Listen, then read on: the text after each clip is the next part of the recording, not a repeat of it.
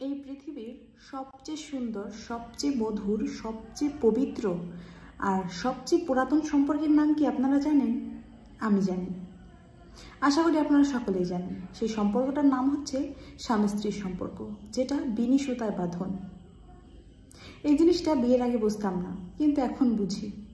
যেই বাবা মা জন্ম দিল, যেই বাবা মা লালন পালন করলো, 18-20 বছর পর্যন্ত ভরণ পোষণ দিল, কিন্তু একদিন ওই কবুল বলার মধ্য দিয়ে যে মানুষটার হাত ধরেছি, সেই মানুষটার প্রতি যে মোহ, যে ভালোবাসা, যে প্রেম, যেই দয়া, যেই মায়া, এই জিনিসটা অন্য কারোর প্রতি আর এখন তেমন নেই। তাই বলে কি নেই? হ্যাঁ, অবশ্যই আছে। কিন্তু সেই মানুষটার প্রতি যে ভালোবাসাটা, এই মায়াটা অন্য কারোর প্রতি আর ফিল করি না। আসলে এই পৃথিবীর সৃষ্টির সবচেয়ে পুরাতন এবং সবচেয়ে সুন্দর সম্পর্কের নাম হচ্ছে স্বামী স্ত্রীর সম্পর্ক।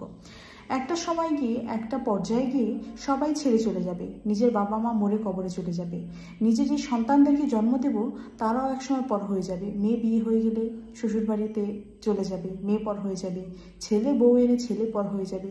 কিন্তু শেষ বয়স পর্যন্ত যেই মানুষটা শক্ত করে হাতটা ধরে রাখবে, সে আমার স্বামী। এটা মহিলাদের ক্ষেত্রে, আর পুরুষদের ক্ষেত্রে তার স্ত্রী। তাই নিজের স্বামীর সঙ্গে আপনারা কখনোই খারাপ ব্যবহার করবেন না, আর ভাইয়ারাও কখনো নিজের স্ত্রীকে কষ্ট দেবেন না।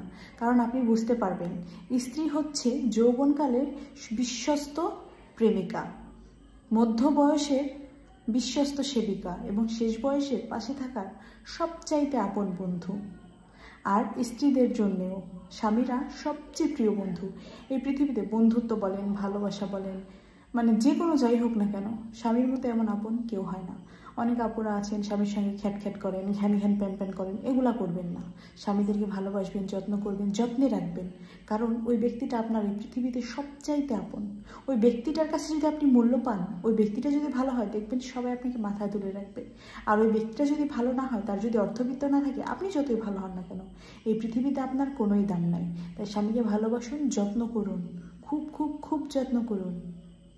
একটা কথা মনে রাখবেন, স্বামীর পায়ের নিচে নারীদের বেহেশত।